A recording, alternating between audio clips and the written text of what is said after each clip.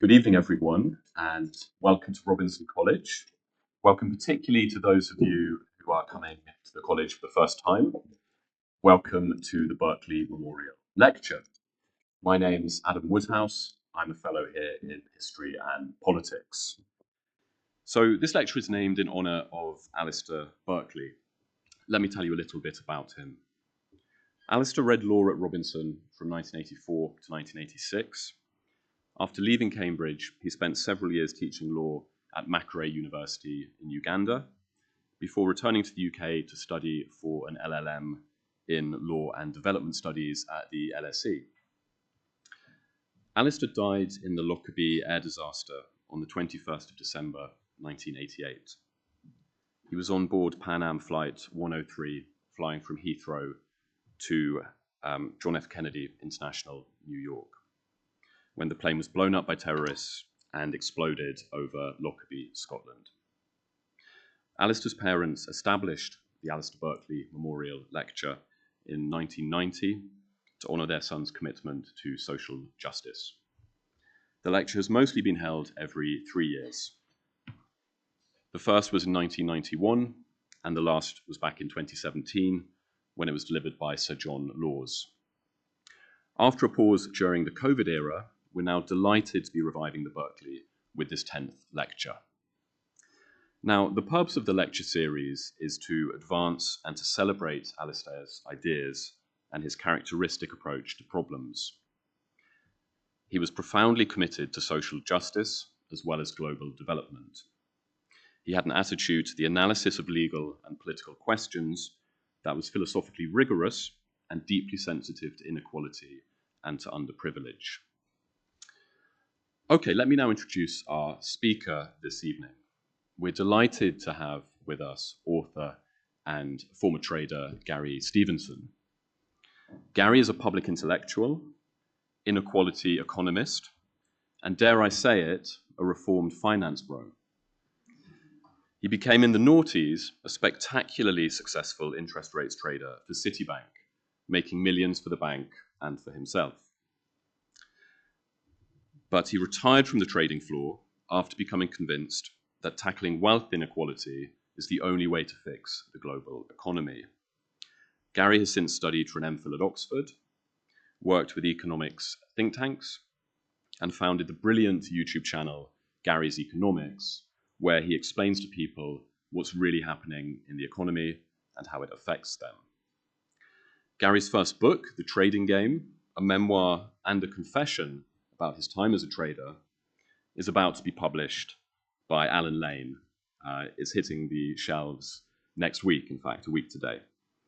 But we're very fortunate because early copies of the book will be available for purchase today, and Gary will be signing them following our event. Okay, now just a final word on format. Gary will lecture for about 40 minutes, after which I'll ask him a couple of questions, as will one of our terrific politics students here at Robinson, Martha Dacombe. We'll then have some time left to take questions from the floor.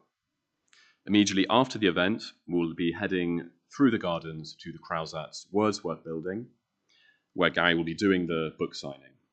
And there'll be drinks, including some fizz.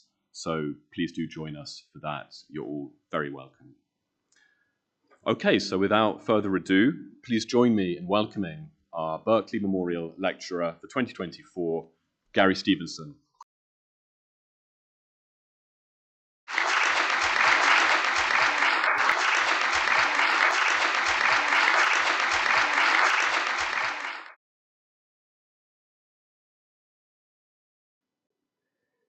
Today I want to do something different. Those of you who know who I am, you'll know that I am an economist. I talk about economics all the time. I've got a YouTube channel called Gary's Economics. I put economics videos out every week. When I was contacted to do this lecture, they said, come to Robinson College, talk about economics. Tell everyone why inequality is a problem. And my agent said, that's perfect timing for your book launch, go do it. So I said yes, and that's about a year ago now. I didn't really think about it much. Then they reached out to me a couple of months ago and they said, what do you want the title of your lecture to be? And my first thought when they said that was, I don't really want to talk about economics anymore. Let me explain to you why. I've been talking about economics for a long time now. 13 years, 14 years, I've been having arguments about economics, trying to tell people inequality is a problem, inequality is a problem. It's going to get worse, we need to do something.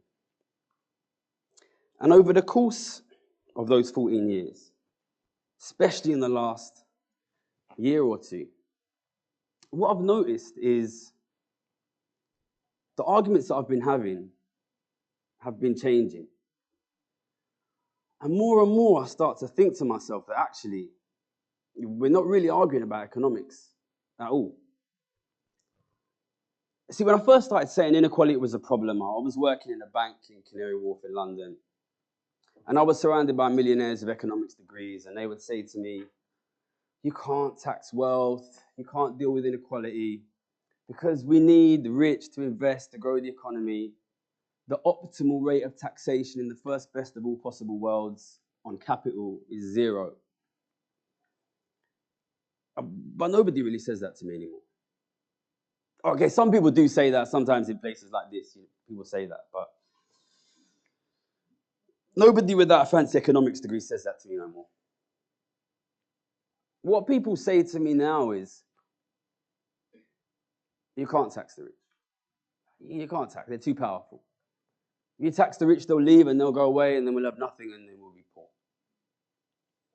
Or they say to me, it's impossible trying to deal with inequality.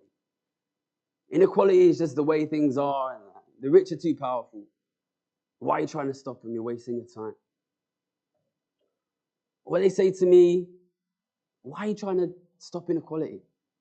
Why don't you just trade Bitcoin or foreign exchange on the internet? That's the way to make everything better. Or they say to me, you know, the economy and society, it's like the cycles of nature. Sometimes it's good and sometimes it's bad. Sometimes it gets better and sometimes it gets worse. So why are you trying to change things? You can't fight the cycles of nature. And the more I heard these arguments, the more I started to think, we're not really arguing about the economy. Increasingly, everybody knows it's getting worse and worse. Really, hardly any real people think it's going to get better. I think people in their heart of hearts realize that it just gets worse and worse from here. And when they're saying to me, why are you trying to fix things? Often they're really saying to themselves, I don't want to have to try to fix things. And I started to feel like the real questions that we're asking ourselves and each other, it's not really, is the economy broken? It's what do you do?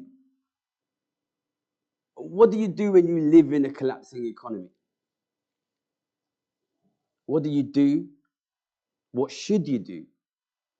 And what does it mean? And more, these are the questions that I hear when I argue with people about economics. What do you do? What should you do? What does it mean? And it got me thinking about my journey in economics. I've been an economist for, nearly 20 years now. But I lived in an economy my whole life. I grew up very poor, so really poverty and a collapsing economy is not new to me. But it got me thinking, what did I do? What should I have done differently? What does it all mean? So I sent a mail back saying I wanted to talk about what it means to be human in a collapsing economy. And I'm going to talk a little bit about what I think about my path.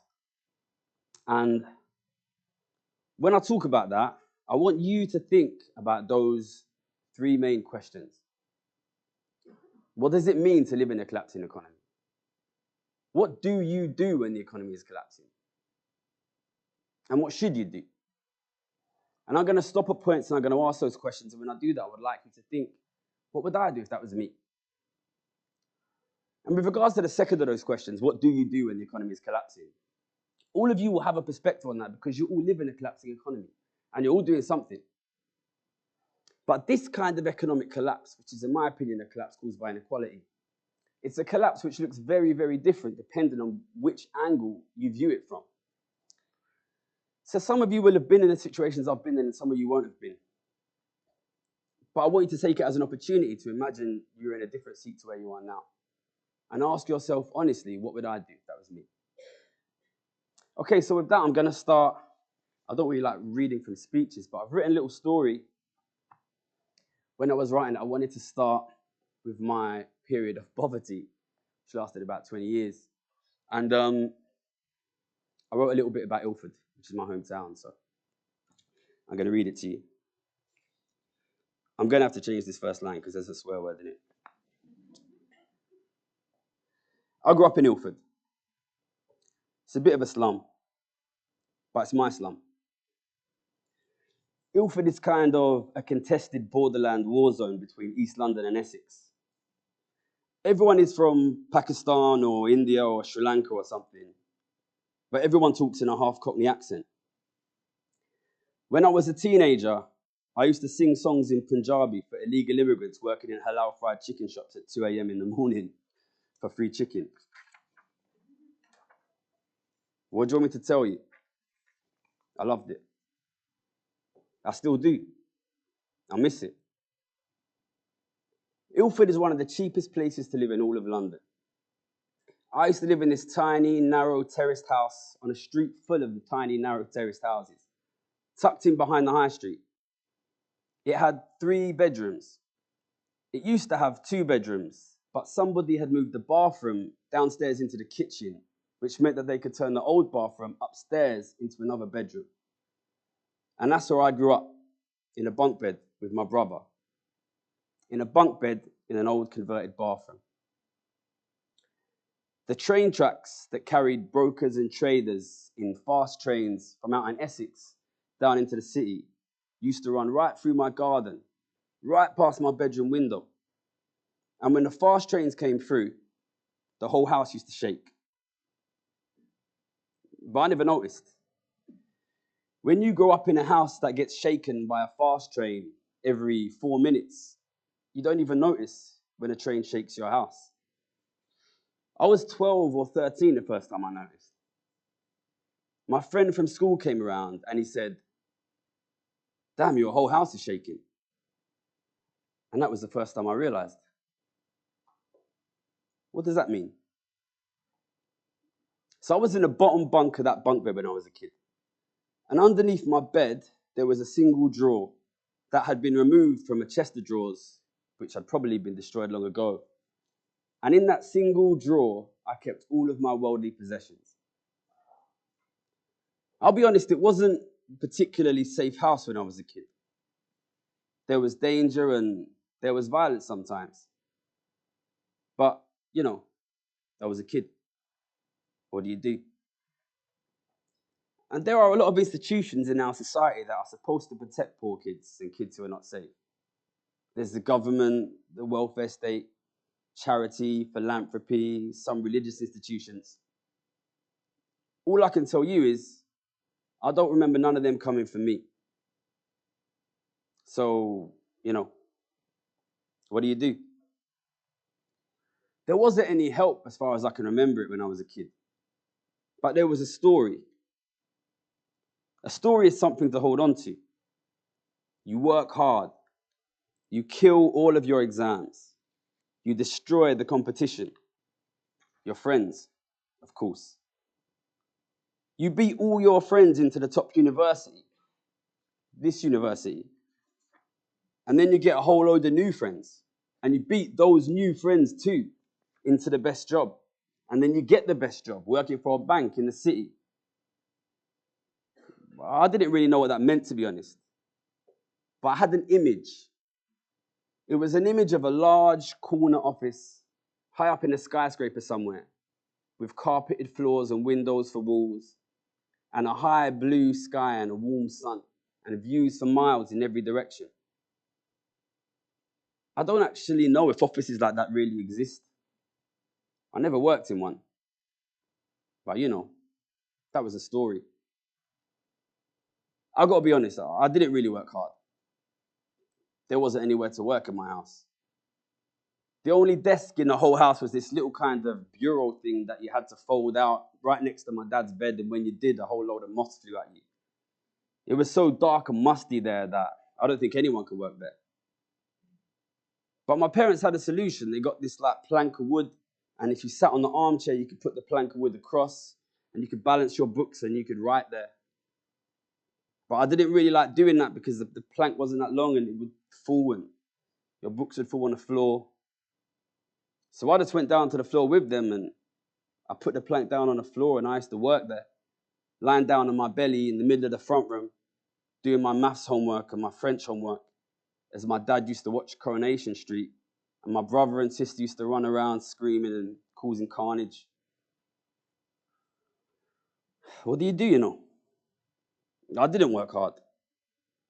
Instead, I was out on the streets. My street was like a little dead-end street, tucked in between the high street and the railway, and on one end where there was this old abandoned factory we used to play in, and on the other end there was this recycling centre which had these huge 3-metre high piles of old newspapers. We used to play on them as well. But there was never any traffic on that street, and the kids used to just play out every day. And when the first Canary Wharf skyscrapers went up, which was happening when I was about 9 or 10, we could see those skyscrapers go up in the distance. And so I thought, that's it then. That's where I'm going to be. Looks like a lot of corner offices in that building. Maybe some other kids thought the same. But I wasn't really studying. But you might think that's a problem, but to be honest, it weren't. Because even though I weren't never studying, I still came first in every exam. And I don't know why. I don't know what that means. And the kids at school would say, oh, we know you're studying. And I would say, I'm not studying. And they would say, we know that you are. And I don't know what you say to that. So I used to take them sometimes back to see my house. The house I used to shake with the trains. And then they knew that I wasn't studying. Because I wasn't. Not long after that, I got expelled from school. See, I managed to get into some fancy grammar school, and the kids there knew that I could get drugs. And they were right. I could get drugs. There were drugs on my street. There was about 10 houses I could have knocked on at any time, and those front doors would open up and they'd sell me drugs. And those kids at the grammar school, from fancy homes and fancy houses and staircases that split in two in the middle, they didn't have doors that opened up like that on their streets. But what they did have was money. Money. So they brought their money that I didn't have, and I brought my drugs, which they didn't have. And we met then in bounteous free commerce. And it wasn't them, it was me that got expelled, wasn't it? And I didn't know quite what that meant. What would you do?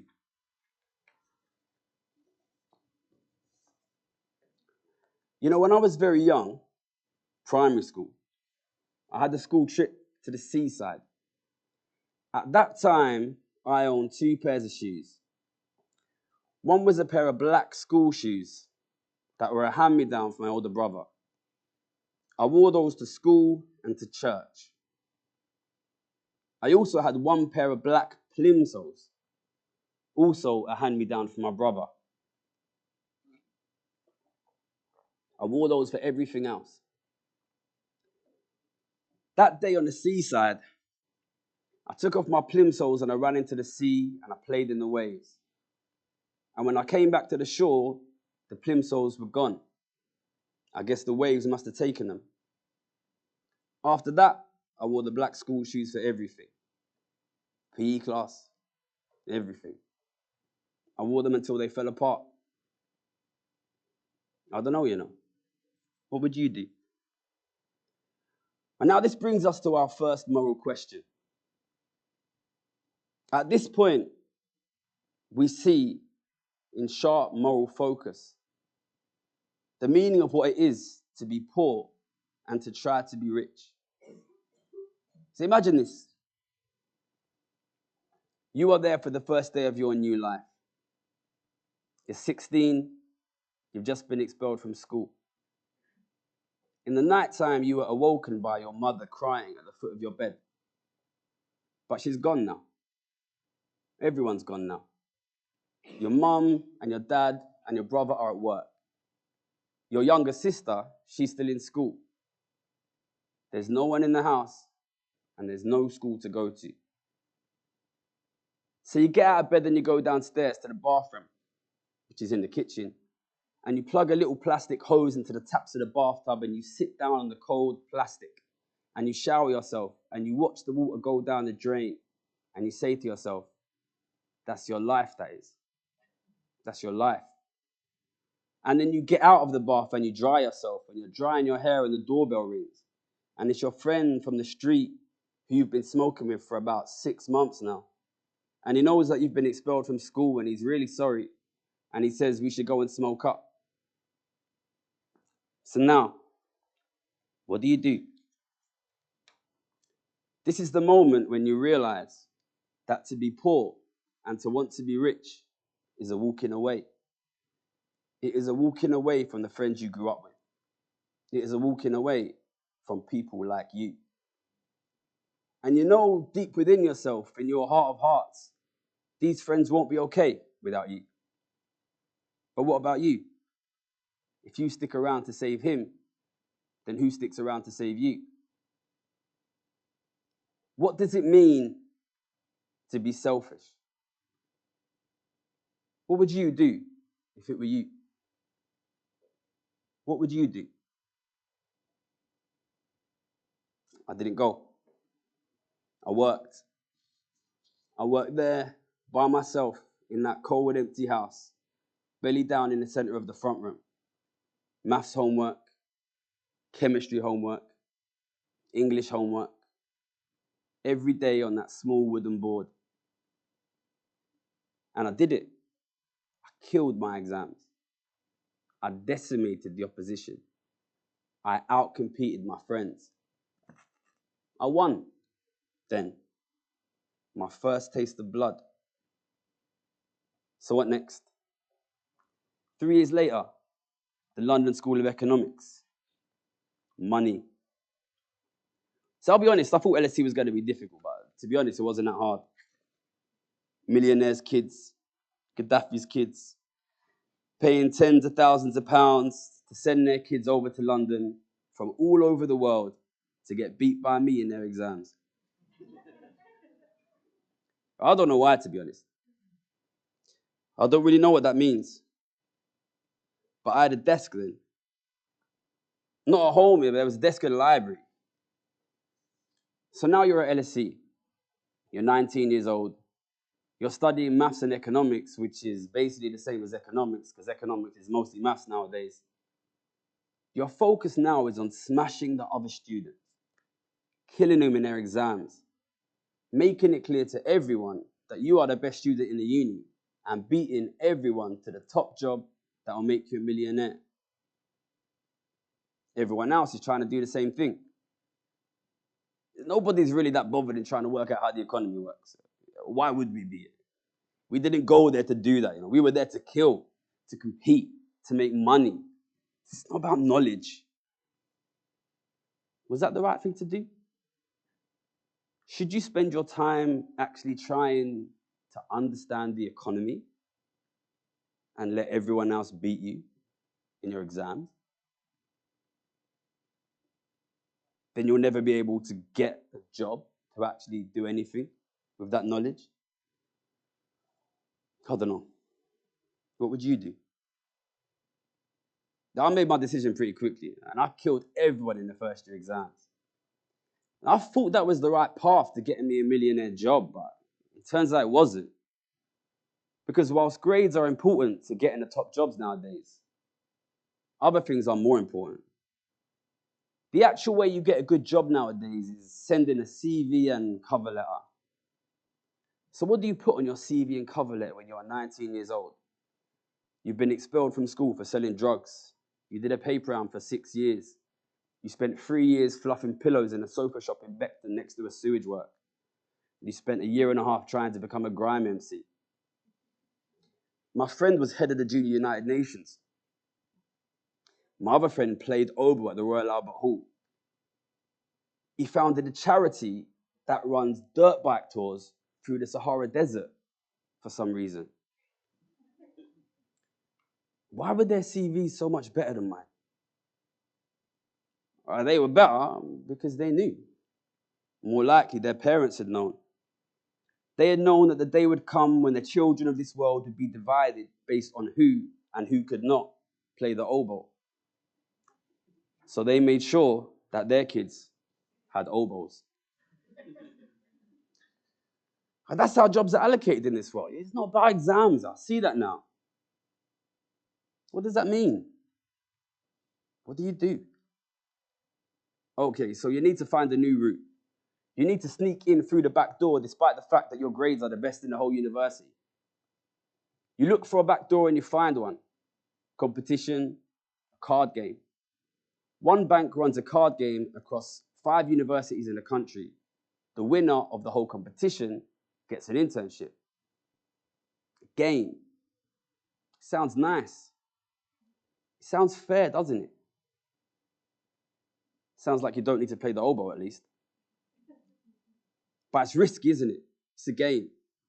So what you do some research and you manage to find out the rules of the game before the competition itself. Then when you walk into the competition against the other wealthy economic students, you win, at least partially because you had an advantage, an unfair advantage. You cheated, in a sense. You cheated to win. What does that mean? You cheated to win a game that you needed to win in order to get a job, despite being one of the top students in the whole university. What does that mean? Is that fair? Is that human? What would you do? Okay, so now you get the job. Now you're a trader. The best job in the world. There's no corner office. It's a big room. It's the job everybody wanted. You get to the trading floor of one of the world's biggest banks, and it's full of genius millionaires. Except it's not really, is it? It's full of men with nice shirts, expensive haircuts. It's kind of full of obvious psychopaths with emotional problems and people who shout a lot and aren't really that smart. And you suppose that should have been obvious, really, because it's full of the same people you studied with at LSE, and they were never really chosen because they were smart. They were chosen because their dads were rich. What does that mean? So you're there now. You're young and you're hungry and you're there to make money and you want to learn from someone. You want to learn how to trade, how to make money, but everyone there is kind of insane. And then suddenly, it's October 2008, and the world blows up, and Lehman goes bankrupt, and 7 of your friends who studied with you at the London School of Economics and had only just started working there lose their jobs. And TV cameras go down to their office, which is just down the road from your office, and your friends pack all their personal possessions into little green Lehman Brothers duffel bags that they'd received just a couple weeks earlier as a welcome gift for managing to get one of the best jobs in the entire world. And they carry those little green duffel bags and cardboard boxes full of their possessions down into taxis, and down to the station, and TV cameras film them, and you see them on TV. And you feel bad for them because you know them, because you study with them. But you don't feel bad for them, really, because you know they should have chosen better when they got randomly assigned a bank, just like you. What does that mean? What would you do? And everyone around you starts to make money. 2 traders in my team of traders made $100 million in profit the year Lehman went under. So what do? I know what I did. I started to copy him.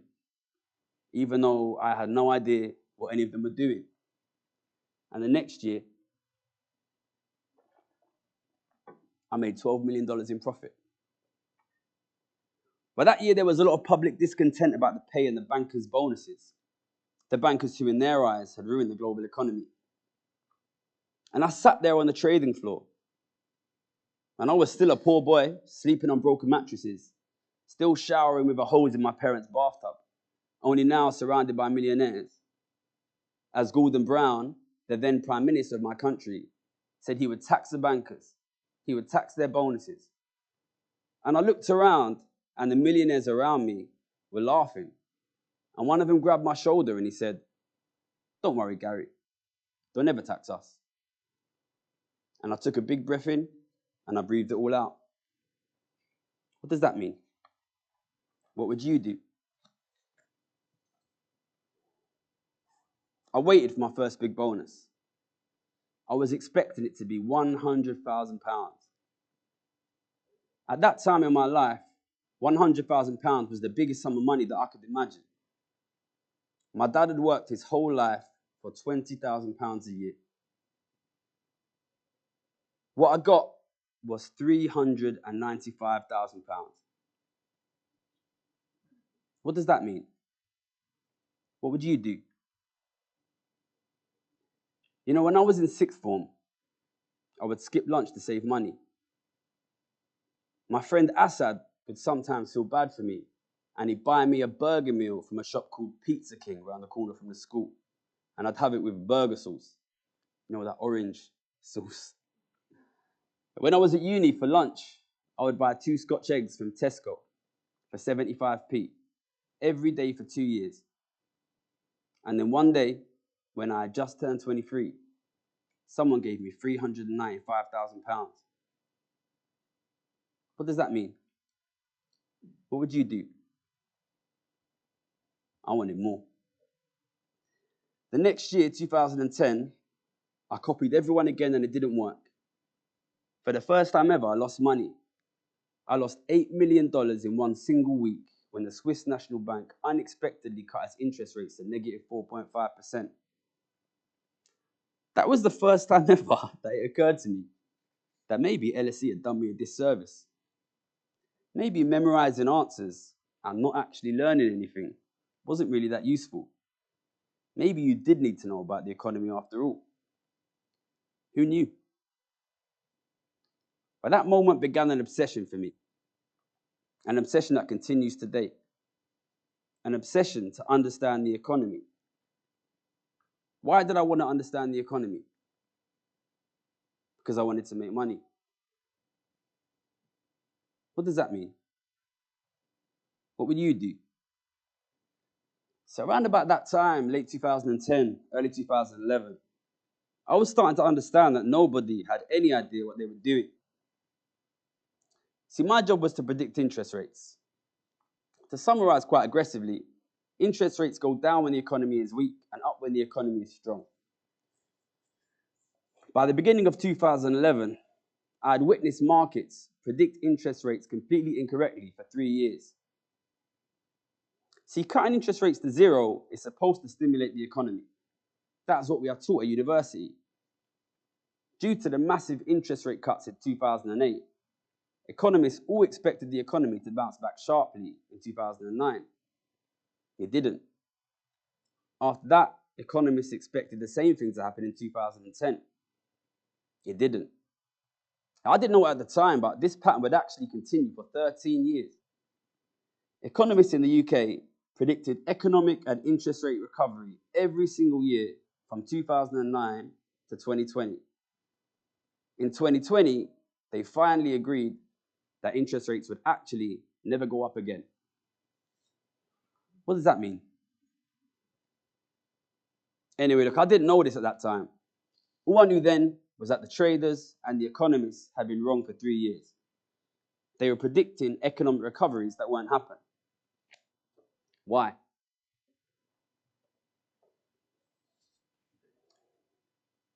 In my opinion, the reason those traders and economists thought the economy would get better every single year from 2008 up till now is because for them, it did get better. For the rich, life got better and better and better pretty much every single year from 2008 up till now. So why did interest rates stay at zero that whole decade after 2010?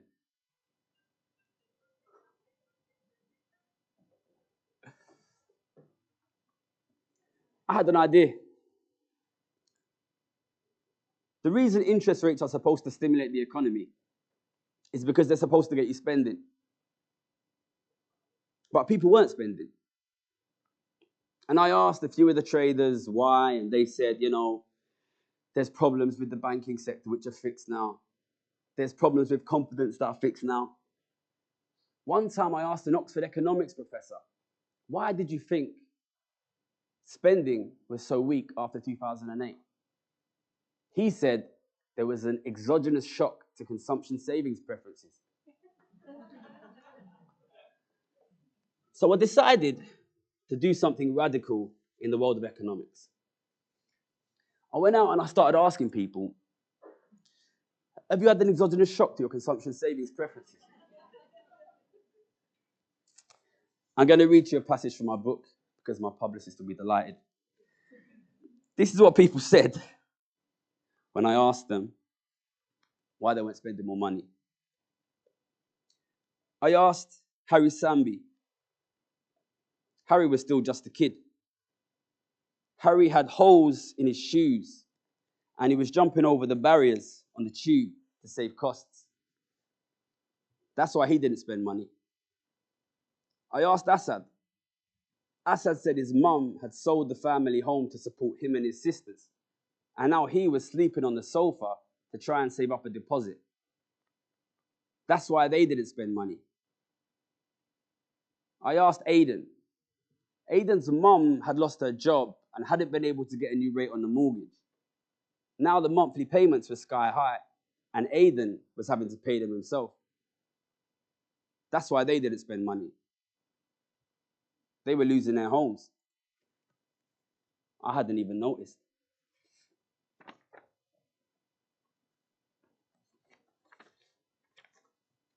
So you realize that the hundreds of billions of pounds being poured into the economy by governments and central banks aren't doing anything to protect ordinary people. Very shortly after that, you recognize that basically every government in the world is bankrupt. Spain, Italy, Portugal, Greece, but also the UK, the US, Japan. At that time, early 2011, all of these governments had massive deficits that were growing. They were selling off their assets. They were going into debt. They were losing their homes. But if the government is losing its assets and going into debt, and the people are losing their assets and going into debt, then where are the assets going? And who's on the other side of the debt? Then I looked to the right of me, and I looked to the left of me, and I realized I was surrounded by millionaires. It was us, wasn't it?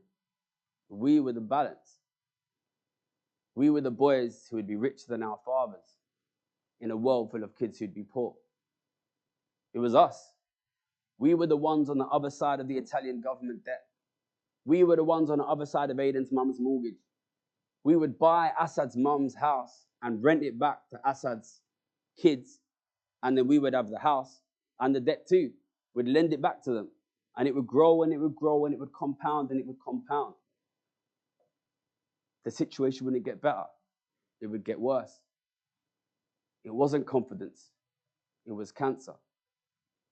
It was never going to get better. What does that mean?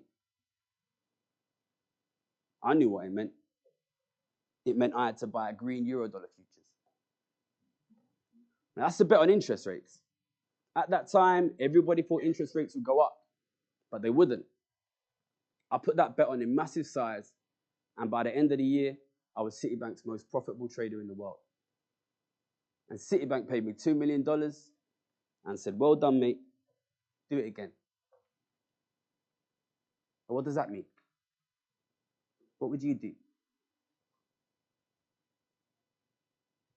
I did it one more year, I am not going to lie to you. The next year, I was sitting at my desk, and I said to one of the young traders who I worked with, do you think we should do something? He said to me, what do you mean? I said, do you think we should do something about the collapsing economy? He said, what do you mean? I said, do you think we should do something? He said, we bought the green euro dollars. What do you want? I said to him, I don't think this is about the green euro dollars. You know. Do you think we should do something about the collapsing economy? He said to me, sorry, I don't understand. What do you mean? I tried to explain to him that maybe we as wealthy people with an understanding of the problematic economy should do something to make it better. He said to me, Gary, that's impossible. And I knew, of course, that he was right. But for some reason, I quit my job anyway. And I would love to tell you it's because I'm a good person, because I'm a nice guy. But the truth is, it's because I was sick. I wanted to sit there and make more money. But I was losing weight every single day. I'd bought a new luxury apartment and I'd ripped all of the furnishings out. For some reason, I couldn't buy more. And I used to sleep on a mattress on a bare concrete floor with white plaster walls. And every day I'd trade $1 trillion and be Citibank's most profitable trader in the world. And what does that mean? I quit that job, and if you want to hear the story of that, it's in the book. But I want to talk about what happened afterwards.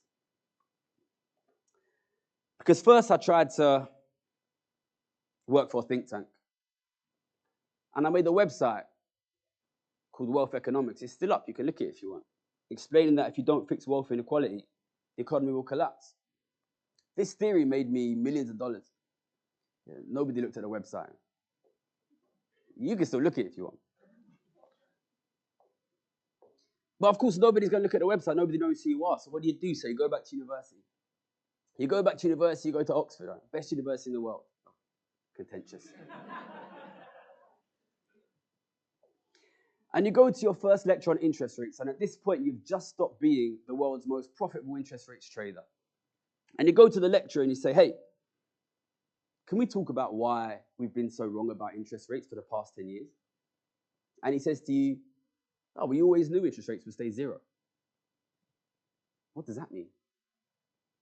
And you say to him, no, you didn't. You predicted it wrong for 10 years in a row. And he says, no, we knew. And you say to him, okay, well, I'll go home and I'll send you the data. And he says, oh, yeah, you're right. You were wrong for 10 years. And it don't go no further. What does that mean?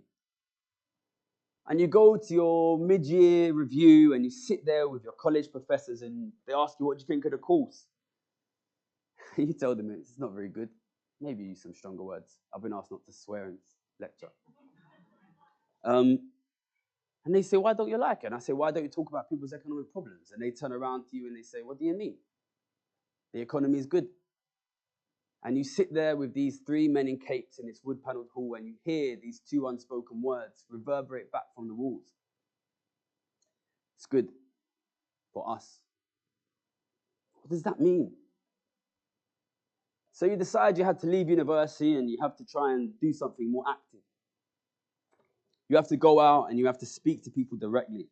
You have to tell them if things don't get better, if there's no action on inequality, that their lives are going to get worse and worse. Then immediately, there's a pandemic and the government gives out £800 billion. And you can see from the analysis right at the beginning that that money will be accumulated by the rich. And nobody at the universities, in the opposition party, in the government, in the civil service, in the central banks, even asked the question of who's going to accumulate this $800 billion. So you put a massive bet on increasing asset prices and you make £300,000. What does that mean? But you also make a YouTube channel when you try and tell people this is going to happen. You write in The Guardian that there's going to be a massive crisis of inequality and falling living standards. At the same time, Larry Elliott, chief economics correspondent of The Guardian, predicts that house prices will collapse. 3 years later, you were right and Larry Elliott was wrong. But obviously nobody remembers. What does that mean? And you work, and eventually you manage to build up a following. You put up videos every week. And people turn around to you and say, there's no point. There's nothing you can do. There's no way to stop it, so what do? I want to speak to you about an event that I spoke at. It was at Saatchi, I probably can't mention. It was at a fancy advertising company. You can edit that out, right? And I sat on the stage and I told him in a much shorter version what I just told you, that the economy will collapse and it will get worse and worse. I'm not just saying that, I'm betting on it. I make hundreds of thousands of pounds on it every year. I've made millions of pounds on it in my life. And the woman next to you, who by all accounts seems like a very nice woman, says, what gives me hope is that the economy is like nature. Sometimes it gets better and sometimes it gets worse. And what I heard when she said that was, my life's comfortable. I ain't going to do nothing. And you start thinking it's impossible, isn't it? Because the poor are struggling to put food on the table. You expect them to stand up and defend themselves? And the rich have got kitchen renovations to worry about. So they're too busy to help. The problem is, people are inherently selfish, right? Maybe there's no way out. Maybe this is just inevitable. It's the way that works in society. And then I got sent to do a story in Colburn, which is in Northern Yorkshire. It was about how Rishi Sunak is the richest MP ever. And I was going to go to a food bank. And I was going to ask them, how do you feel about having the richest ever MP in history? And just coincidentally, it happened that Russia invaded Ukraine the previous weekend before I went up there. And the food bank that I was visiting had been converted into a place to sort the donations that were going to be sent to Ukraine. And it was full of people sorting clothes and medicine and food into different bin bags. And there were 3 guys there with vans that were going to drive the stuff all the way there to Ukraine themselves. And I started asking the people, who are these people doing this? And you find out it's the users of the food bank. Or maybe people are inherently selfish after all. There's a story in the Bible. It's called the widow's mite. And it talks about all the people who give money extravagantly to charity, to religion. And it talks about one widow who just put 2 small copper coins in the box. And apparently, I never met him, Jesus said, she's given more than everybody else.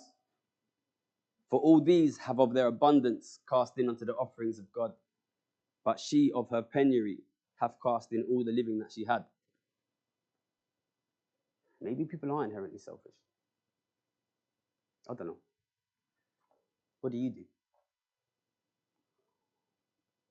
I wanted to read a little bit from a book that I like. It's by an author called Camus. This book is called The Plague, and he talks about what people do in a society that is collapsing. Apparently it's about the Nazis, but I didn't know that because it's a metaphor or something.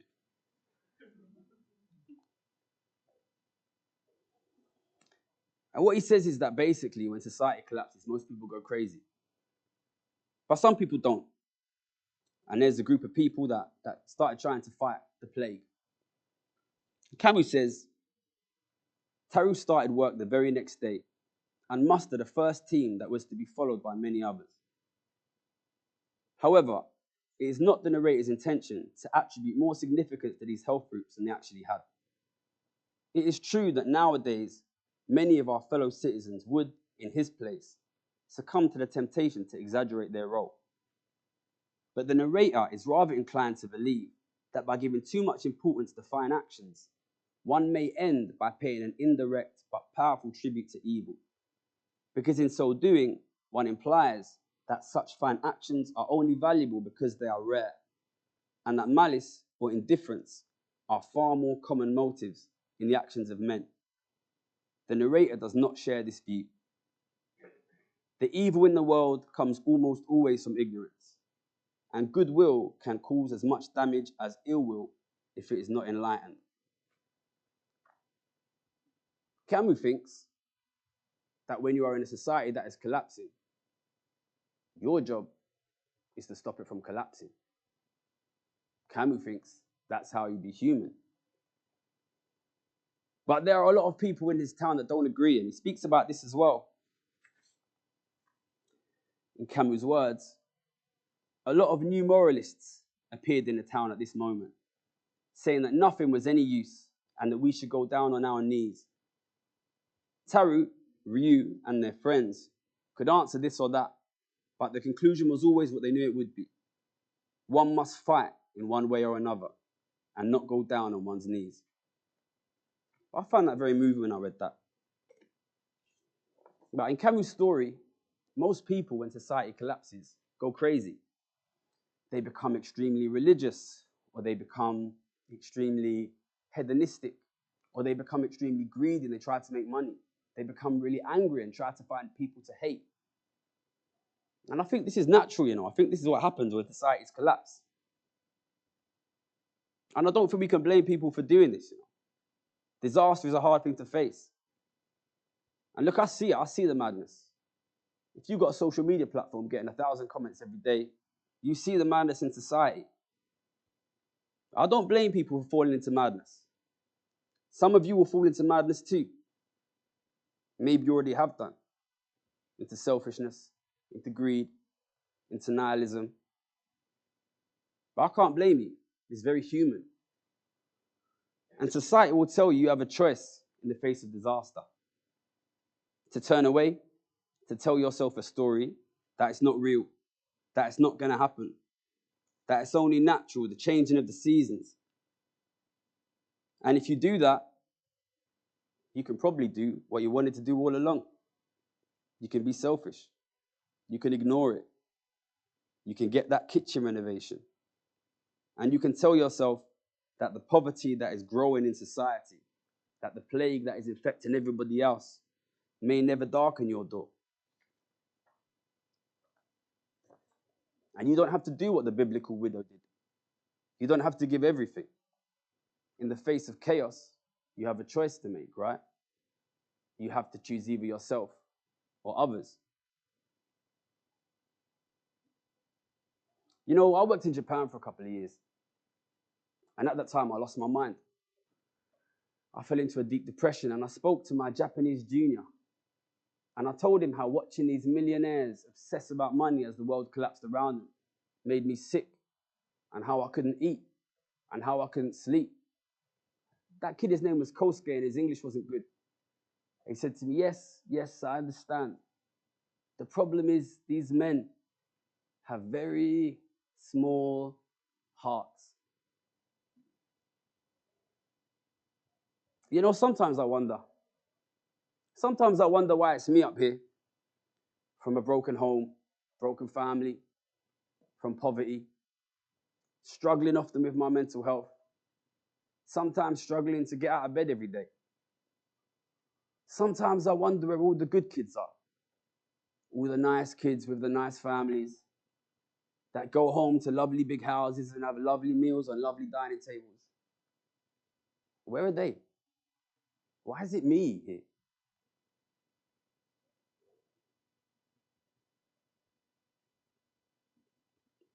What are we? What are we as humans? Are we people who have to choose between ourselves and others? Do our hearts have only room for one of these ideas? Or can we be something more? Can we be bigger? Can we be people who care not only for ourselves, our immediate families, us as individuals, but those around us, society as well? Can we fit both of these things into our hearts? Can we take what we need, but also, more than that, after that, find something left to give, even if it's only 2 copper coins? I believe that we can. No, I don't believe that. I believe that we have to. If we don't, the whole thing will collapse. But to finish, I would like to answer the question. For me, and you will have your own opinions, what does it mean to be human in a time of disaster? What does it mean to be human in a collapsing economy? And me personally, I agree with Camus. The job of a human in face of a disaster is to try to prevent that disaster. That's what I'll be trying to do. And I hope you'll try to. Good luck. Thank you.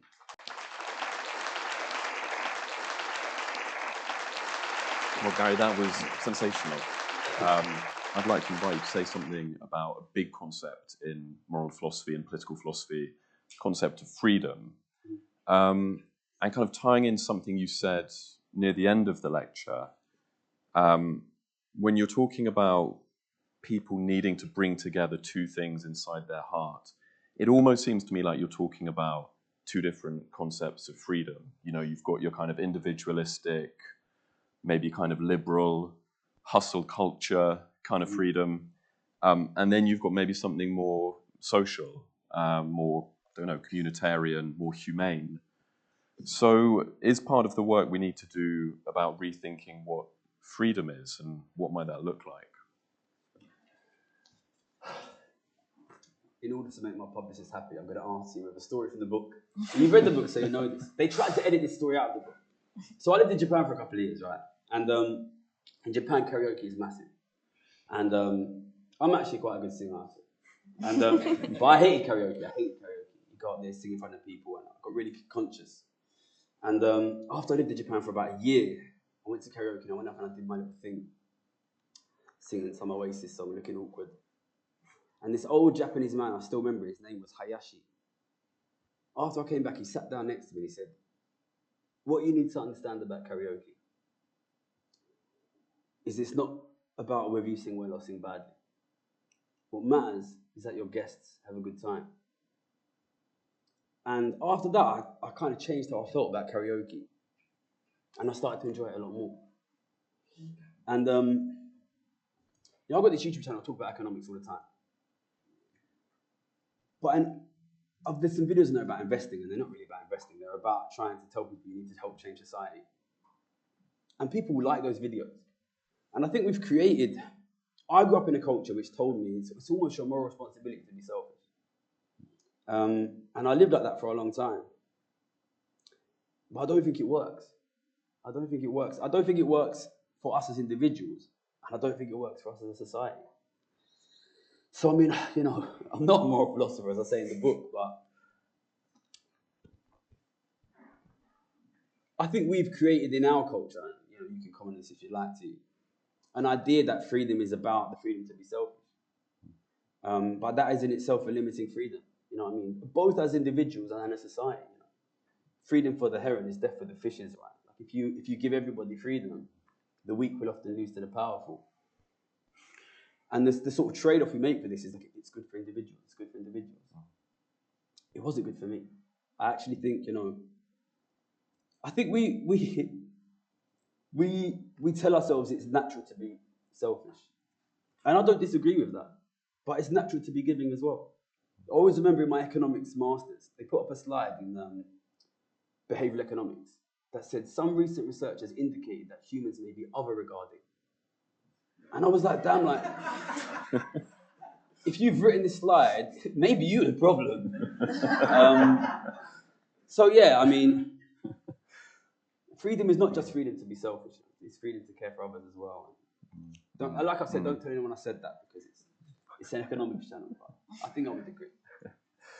Yeah, I mean, that does actually segue nicely into something else I want to ask you about, which is about the toll that all of this had on you.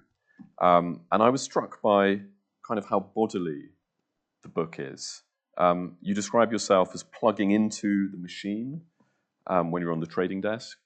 You talk about actually dreaming about the green lines and the numbers that you were seeing on your screen all day. And then, of course, there's the very physical problems you suffered, with your stomach. And I just wonder if this is more than a metaphor, in a way, that what's kind of wrong with the body, our bodies as individuals, how they're changing, that reflects somehow a problem in the bigger body of the state, the body politic, the economy. And to kind of put it in another way, how kind of Blade Runner is the problem we've got? You know, how dystopian are we getting? Thoughts on that? I think we've created this really individualized culture where people have been convinced that their happiness is independent on the happiness of others. A big part of what I wanted people to think about when I gave this speech was about the way that when people argue against change, what they're often doing is really rationalizing to themselves, finding excuses for themselves for the fact that they don't take action. And I think we all of us, we can all see it's not going well. We all do this to some little level, We've all been there. You're standing outside the pub with your mates, having a drink, and a homeless person comes up and you just try and ignore them, try and push it away. And we all do this so much in our lives. And the brain can rationalize, and humans are rationalizing animals. The body doesn't rationalize. For me, I tried so many times to tell myself, you don't need to leave the job. You can't change it anyway.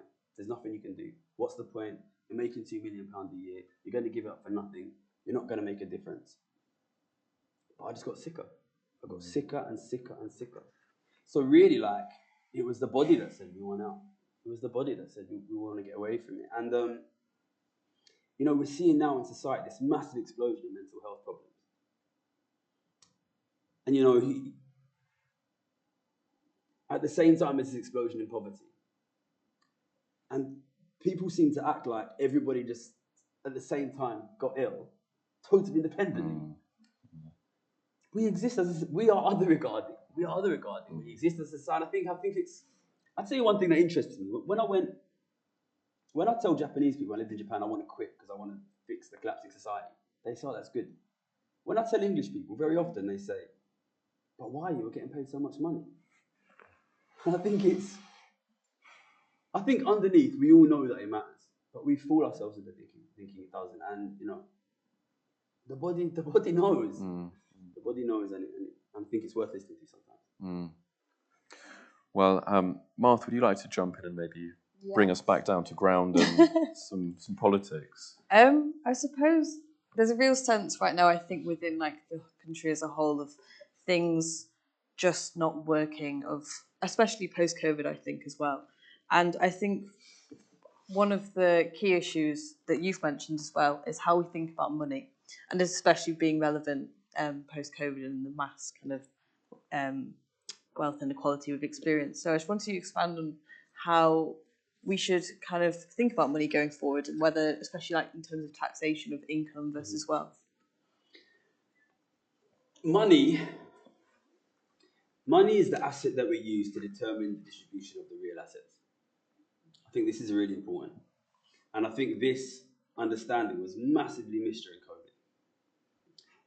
And I'm not anti-lockdown in any measure, right? But the US government gave out $10 trillion. That's the total US government deficit since the beginning of COVID, which is $80,000 per person. That means if you, as a US taxpayer, it's $8,000 per taxpayer. If you are a US taxpayer and you're not sitting on 80 grand, someone's got your 80 grand. The number here is a bit less. It's 25,000 per taxpayer. It's robbery, essentially. I think one of the big stories that I wanted to express in my book, if you can get people to focus on their specific monetary financial situation, it's like a game. And when people play games, they become fixated on that game. And COVID was amazing because you gave every normal person accumulated $1,000, $2,000, and every rich person accumulated $200,000. And ordinary people thought they were richer and couldn't understand why their living standards fell. I get accused of being zero sum, whatever. Listen, if every rich person gets $200,000 and you get $2,000, if you pause the economy and massively change the distribution, what do you expect to happen when you unpause the economy? So I would encourage people to look beyond their individual bank balance as much as they possibly can. I know that some people don't have that privilege. Look at the distribution. It matters. It matters. And I would encourage people to think about, money, not just from an individual perspective, but from a societal and distributional perspective. I think, I mean, it's super important. And in terms of, you say that not everyone has the kind of privilege to kind of always see. Where do you think the role of politicians are in this, and where do you think our politicians are failing currently in attempting to kind of communicate this inequality? So I've been quite critical of a lot of politicians on my YouTube channel. They're not what they say, you know. It's true, some of these guys are probably in it, you know, for the sake of their career, or maybe even to protect their class interest in some cases. I won't mention any names. But some of these people do want to make things better. But I think the thing you need to understand is, you know, these guys don't have economics degrees by and large, right? And they go for answers to the economists. They go to answers for the economists. So I think, in a sense, that the problem is deeper than just the politicians. And what I think is, there's a broad intellectual problem here, which, in my opinion, at the root of it, is the lack of social mobility. Because if you have social mobility in society, then you will inevitably have a large number of people from poor and ordinary situations in politics, in academia, in economics university departments, in the civil service, in the central bank. These places don't have those people, you know. And if you think about it, a relatively obvious consequence of low social mobility is stupid people in important jobs. It's the truth. Because if you're not putting the best people in the best jobs, who are you putting? So it's easy, and you know, it's easy to say the politicians will fix it. They're not going to fix it. I'm sorry, they're not going to fix it. Your house is on fire, the fire brigade is not coming. And you know, it's another question I wanted to get into this speech, but I didn't have time for it. Another philosophical question. If the people whose job it is to fix the economy are not going to fix the economy, then whose job is it to fix the economy? And you know, I used to write for The Guardian, and you know, nothing against The Guardian, you know, fancy economics publications online. And I pivoted to YouTube very intentionally, because I know that the people who are being most hurt are more likely to see me on YouTube, and I want them to hear the way I sound and see the way I look and know that I come from their background. And I I don't exclude anyone from my channel, but I try to communicate to people with ordinary and poorer backgrounds, because those are the guys on the front line. And you know, when you have a crisis of inequality, the problem is it's good for the rich. It's good for the rich. So, you know, that can be a depressing message, but sometimes you need to accept the truth, which is, ultimately, I think unless poor and ordinary people band together to change this, listen, the Prime Minister worth £700 million, and his father-in-law is one of the richest men in the whole world. People have to fix this themselves. Yeah, certainly. Are we going to go to questions from the I think we should, yeah. We've got about 15 minutes left. So, yeah, let's take some questions from the floor. Gentleman right in the middle. Hi, Gary. Thank you for being here, being awesome. I'd definitely like to get you to sign my book later afterwards. Maddie was kind enough to send me an early reading copy, so thank you so much for sending me that. My question is, what can all of us here in this room, and particularly the students at this university, do to actually do as Camus said and not be indifferent and actually do something about what you're talking about? Yeah. So we'll take that now, yeah? Personally, I have my own strategy and my theory for change, right? And I think that our best chance is for people to understand the simple message. If you don't take action against growing inequality of wealth, your living standards will fall. Your kids' living standards will fall. This is not a case of a dip and coming up. It's getting worse and worse and worse. I honestly believe that, and I've been betting on it for a long time. I think if enough people understood that, we would get a change. So, in my personal opinion, that idea is our best chance. It's our best chance. And everything I do is about trying to publicise that idea. And I know I've got a YouTube channel with my name and my face on it. I tried to publicise that idea without going public for a long time. And now I've chosen to try and get famous to publicise that idea. Obviously, I would like you to publicise my work. You know, follow me on whatever social media platforms you have. Share the videos, spread them to your friends and family. Try and get people to buy the book. I know it sounds shallow, but if this book gets to #1, we're going to get a lot of growth. But it's not just about me. That idea is really where the strength is, because there's only so much I can do. But if other people start grabbing that idea and sharing it themselves, that's when we really start growing. So, you know, you don't have to believe that it sounds like you're a fan, so maybe you do agree with me. Share my stuff, but also share that idea. share that idea. You know, if you don't deal with growing inequality of wealth, things will get worse. And we actually have a real big opportunity because things will get worse and worse. The politicians will say it's 1 year, 2 years, and they'll be wrong. What I'm saying is it will get worse and worse and worse. And I'm sorry to say, I'll be right. I've been right for 14 years on this. I will keep being right. So, you know, keep saying it, and hopefully that idea will grow. Spread it as much as you can, because I'm trying to grow as much as I can, but there's only so much I will ever be able to do as one person, and an idea can grow much more than a person can. Thank you. Yes, please like and rescribe and subscribe, exactly, and buy the book. We do have some roving mics, I should say, so please wait until the mic gets to you. Sure, you have a mic in your hand, please. Hi, Gary. Thank you. Yeah, just springboarding off the first question. Fundamentally, like, how do you make fanatics care and challenge their assumptions? Because, like, I've been in supervisions where, like, the leading policy professor has been telling, like, my supervision partner that, you know, the assumption that if you give poor people more money, they'll go and spend it on temptation goods is not fundamentally not true. But then you have people defending it, people who, like, stupid first years, like I was 5 years ago, defending it to the death. And it is these people who come from, like, these wealthy backgrounds that we need to, like, sort of create the path for social mobility increases. So how do you try and change them when they're so dead set in their, like, path-dependent views? Okay. Cheers. The first thing I want to say, I don't think you need to win everyone. You don't need to win everyone. You don't need to win everyone. And I've become kind of reconciled to the fact that the truth is, winning over richer people will be hard. And, you know, there's this group of people that are not super rich but are kind of relatively comfortable. It will come for them eventually, and I think they're doing a disservice to their own interests, especially their own kids and their grandkids. And maybe some of them we can persuade using selfish arguments. You don't need to win everyone. Don't drive yourself mad trying to win everyone. Don't exert too much of your emotional energy. You know, sometimes people are just not willing to listen, and that's okay. You know, pick your battles, but I think when you do, it's very important, in my opinion, to come in with a place of compassion and understand that person's point of view. You know, the situation we are in my opinion, some people are protected, in particular some older people. The people who are going to be really hit are younger people. You know, you seem quite young yourself, so probably I don't need to tell you that. People don't want to screw over their kids and their grandkids. You know what I mean? So I find ways to explain to them, you know, what's happening to the younger generation in a way that's not angry. And I know it's hard, and, you know, if you've seen some of my recent interviews, you'll see that I'm not immune to anger myself.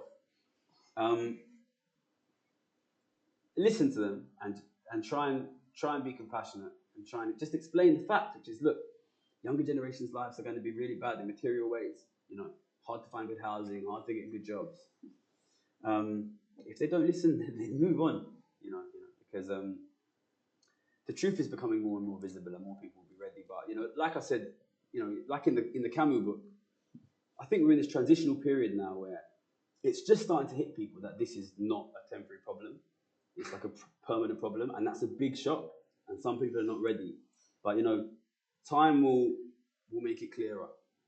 So do what you can and find people who are ready, and, you know, don't bang your head against the wall trying to convert everyone, trying to win everybody over, because you never will. But just do what you can.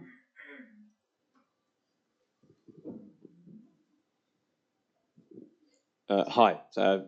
Keeping it brief, thank you very much. So I'm a politics student, and I'm quite familiar with a lot of your work, and I find essentially the diagnosis incredibly compelling. Now, I confess I don't have much of an economics background, so, you know, so I kind of just take it. I don't have enough analysis. Perhaps that sort of actually allows me to sort of get behind all the kind of economic ideology that you actually are pumped into if you formally study economics. But specifically, as I said, I think the diagnosis, and specifically your metaphor of the economy is currently sort of wealth inequality being a massive cancer, I find it incredibly compelling. Now, I suppose my question for you would be, the difficulty would seem to be how to prescribe essentially some sort of treatment for this. So essentially what I'm asking you is, if you were the Chancellor of the Exchequer right now, perhaps what kind of, I suppose, chemotherapy would you be providing in terms of policy, and maybe sort of 3 points in particular that you think could sort of maybe start to turn the ship around?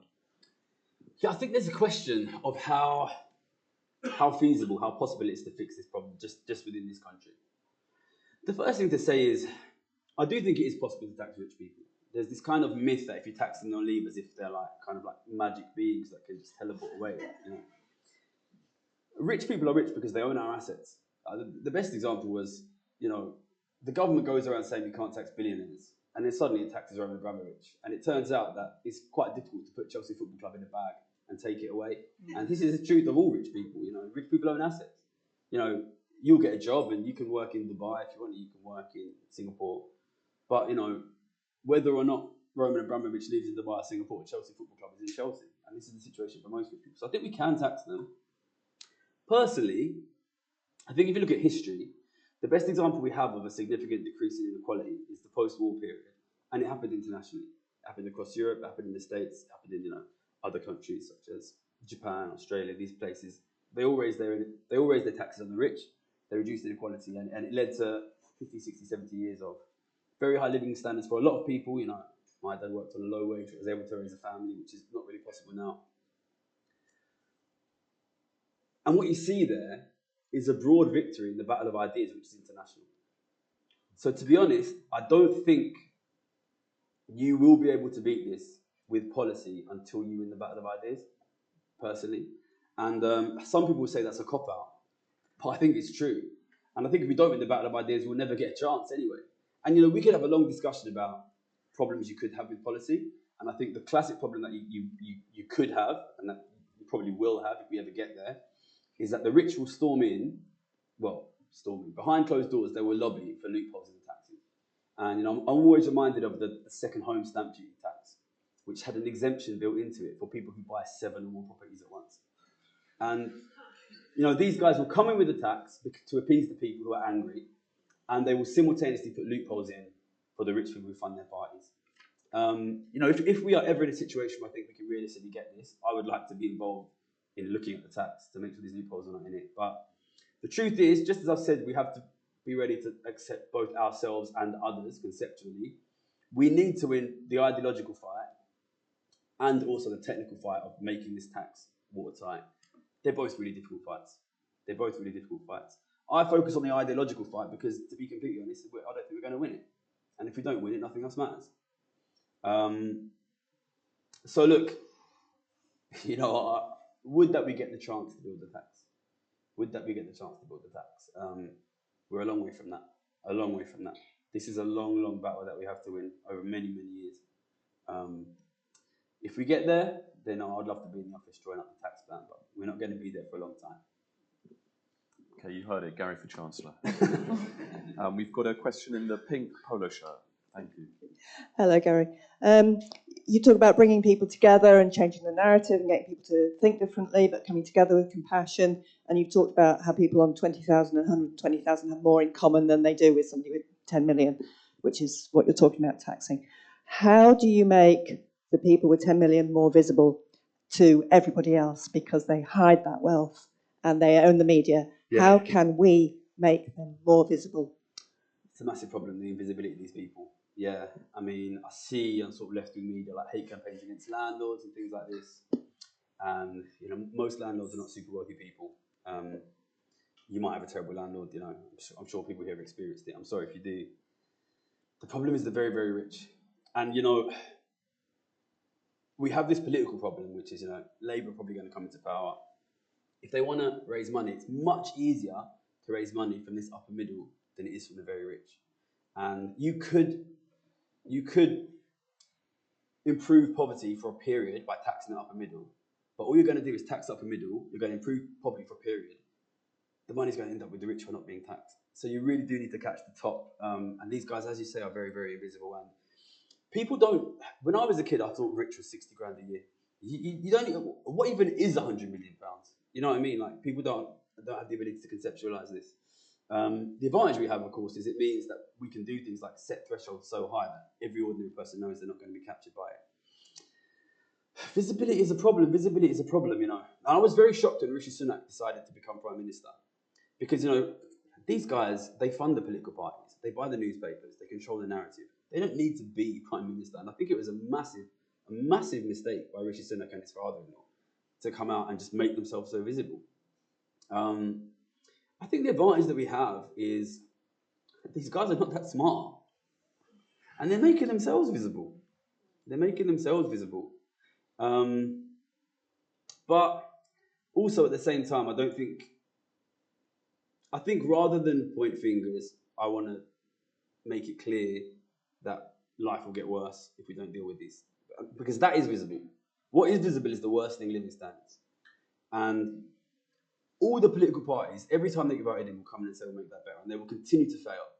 They will continue to fail. And you're seeing it centre-right, centre-left, centre-right, centre-left. We're going to get more sort of further right parties coming into power. And they will all fail. They will all fail because they will not deal with inequality. So the big advantage we have is that it's right. If you don't deal with inequality, things will get worse. And it's getting worse much more quickly. So I think what I always focus on is making accurate predictions because nobody else can do that. You know, people who can trade as well as I do shouldn't be on YouTube. You know, I can make millions of pounds, you know what I mean? So listen, they have to say things will get better and they will be wrong. Things will get worse. So I think it's the power that we have will grow over time. We continue to say, listen, if you don't deal with inequality will get worse, your life will be worse. And over time, we will continue to be the voice of them that is correct.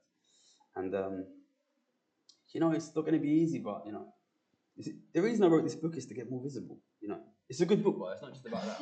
You love it, make you laugh, make you cry. Do what you can. Do what you can, and, you know, spread it in your communities, you know, whatever your communities are. And the idea can grow, and things will get worse, and that's a massive opportunity for us. It's a horrible opportunity, but it's a massive opportunity. I agree that inequality is a massive problem, and we need to convince people that it needs to be tackled. But my fear is that the knowledge that it needs to be tackled won't really be enough, and that even if people elect politicians in who say that they're going to deal with it, the politicians won't be able to, because of the idea there's kind of the golden straitjacket.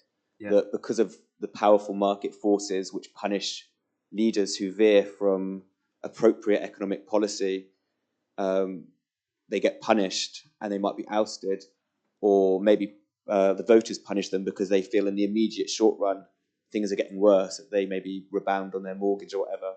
Yeah. And so my question is, what do you need to do? What extra societal pressure, non-electoral, do you need to put on politicians and on capital to make change?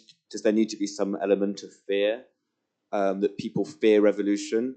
Because in the past, there's been compromise between the capital class, the politicians, the people, and that compromise didn't happen out of the goodness of people's hearts. It happened out of a fear that there might be revolution. And now we don't even have that fear that there might be revolution. And so it seems like there's almost no need for that, or no pressure to have class compromise. Yeah, I mean, I've never started a revolution yet. The first thing to say is I think, this might sound mad, but one thing that weirdly gives me hope is Brexit. Because the main political parties are all against it, massively against it. And people demanded it enough that they got it, even if it was pretty rubbish. You know, if you demand it enough, I think you do have to get it. But I mean, obviously, I think the rich will fight harder against any system which makes them poorer. And I think unless you make the rich poorer, I don't think you can make ordinary life better at this point. I think it has come to that. I think we can get a long way politically. I think that's our best chance. I think really it will work better if the idea becomes more accepted internationally. I think it will be difficult if it's just in one country. I don't think it will be impossible. But, you know, if you look historically, you need to win the broader battle of ideas, I think. You know, I'm not an expert on whether you need to have guys with guns at the door. I would rather not have them, personally. To be honest, it's another one. It's so far in the future. Like at the moment, if you get 10 economists in a room and you ask them what's the problem, how many of them are going to say inequality? And how many of them are going to say productivity growth? You know what I mean? Or just random words that don't even really mean anything anymore. We haven't won the argument. And, you know, I'm not going to bring the guys with guns in until we get the argument. I don't have their phone number anyway. Let's win the argument. And, you know, maybe they put me in prison and then I'll probably give up. But, you know, we're a long way from that yet. So there's a lot of wins we can get. And I'll keep trying to be strategic. It's what I've been good at in the past. If we win the argument, it's been done before. It's been done before, after the Second World War. And I believe we can do it again. Okay, well, on that optimistic note, we're going to have to bring our proceedings to a close.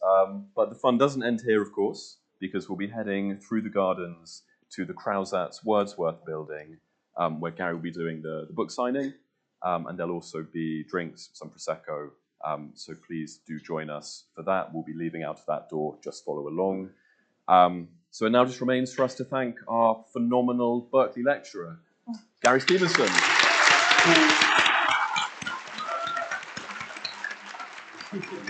Wonderful.